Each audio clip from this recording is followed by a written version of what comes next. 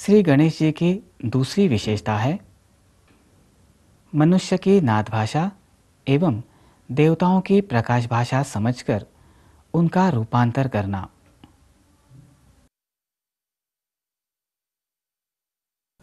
मनुष्य की भाषा को नाद भाषा एवं देवताओं की भाषा को प्रकाश भाषा कहते हैं। श्री गणेश जी मनुष्य की नाद भाषा का रूपांतर देवताओं की प्रकाश भाषा में एवं प्रकाश भाषा का रूपांतर नाद भाषा में करते हैं। इस प्रकार श्री गणेश जी हमारी प्रार्थना देवताओं तक और देवताओं के आशीर्वाद हम तक पहुंचाते हैं। अन्य देवता अधिकांशतः प्रकाश भाषा ही समझ सकते हैं। श्री गणेश जी की तीसरी विशेषता है अनिष्ट शक्तियों के कारण होने वाले कष्ट का निवारण करना। समाज के अधिकांश व्यक्तियों के जीवन में अनेक अड़चनें होती हैं। अनिष्ट शक्तियों के कारण भी उन्हें विविध शारीरिक तथा मानसिक कष्ट होते हैं, परंतु दुर्भाग्य से अनेक व्यक्ति ऐसे कष्टों के बारे में अनभिज्ञ होते हैं। कुछ लोग अनिष्ट शक्ति की पीड़ा के निवारण हेतु मंत्र तंत्र जैसे उपाय करते हैं। इन उपायों का तात्कालिक परिणाम मिलता है, परंतु अनिष्ट शक्तियों के कष्ट का स्थायी निवारण साधना से ही हो सकता है। इसके लिए उच्च देवताओं की उपासना आवश्यक है। ये 7 उच्च देवता है श्री गणपति, श्री राम, मारुति, शिव, श्री दुर्गा देवी, भगवान दत्तात्रेय एवं भगवान श्री कृष्ण। इन उच्च देवताओं में से श्री गणेश जी का नाम जप भाव सहित करने से अनिष्ट शक्तियों की पीड़ा से निवारण हो सकता है। अनिष्ट शक्तियों से पीड़ित व्यक्ति से बात करने पर उससे प्रक्षेपित रजतम का परिणाम अन्य व्यक्तियों पर भी होता है।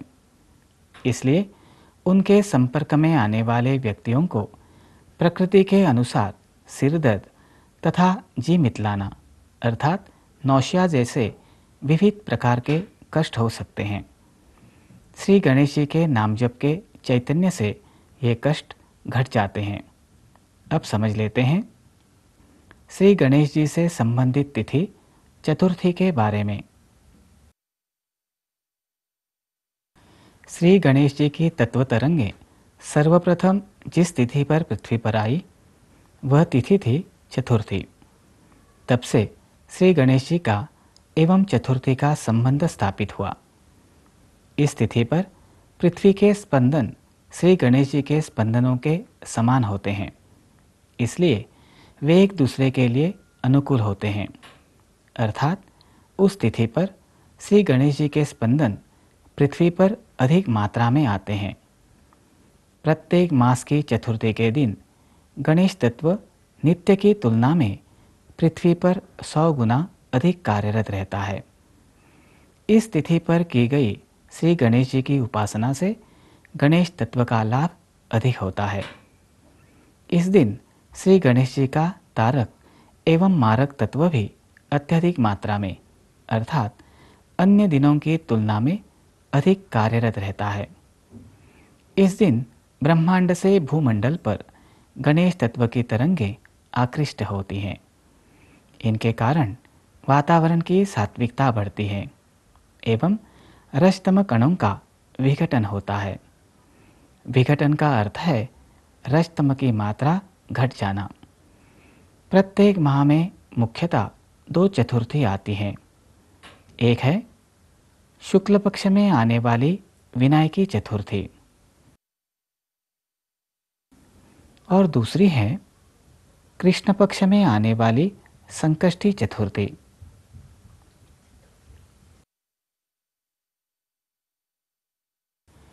मंगलवार के दिन आने वाली चतुर्थी को अंगार की चतुर्थी कहते हैं।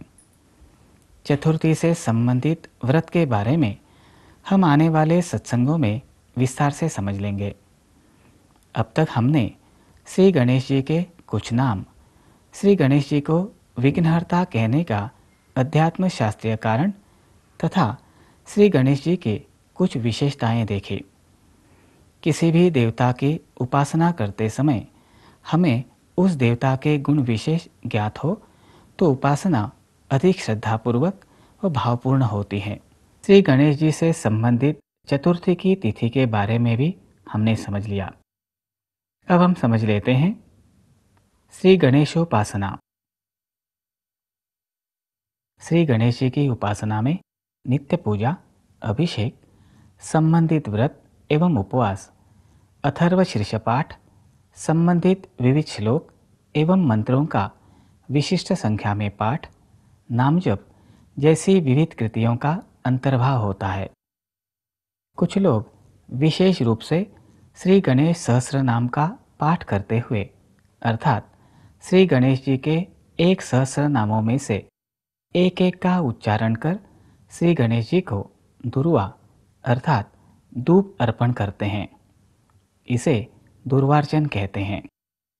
सर्वसाधारणता नित्य उपासना में श्री गणेश जी की मूर्ति का पूजन किया जाता है। इसमें पंचोपचार अथवा षोडशोपचार पूजन किया जाता है। श्री गणेश जी की उपासना से संबंधित चतुर्थी की विशेष तिथि पर गणेश भक्त अथर्व शीर्ष का पाठ करते हुए मूर्ति पर अभिषेक करते हैं। अथर्व शीर्ष में श्री गणेश जी के रूप का वर्णन किया गया है। श्री गणेश जी की मूर्ति के 2 प्रकार होते हैं। एक दक्षिणाभिमुखी मूर्ति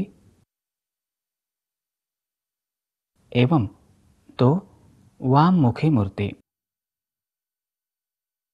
समझ लेते हैं दक्षिणाभिमुखी एवं वाममुखी मूर्ति की विशेषताएं। दक्षिण अर्थात दाईं बाजू। दक्षिण दिशा यमलोक की ओर ले जाती है।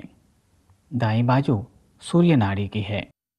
जो दक्षिण दिशा का सामना कर सकता है वह शक्तिशाली होता है और जिसकी सूर्य नाड़ी कार्यरत है वह तेजस्वी होता है।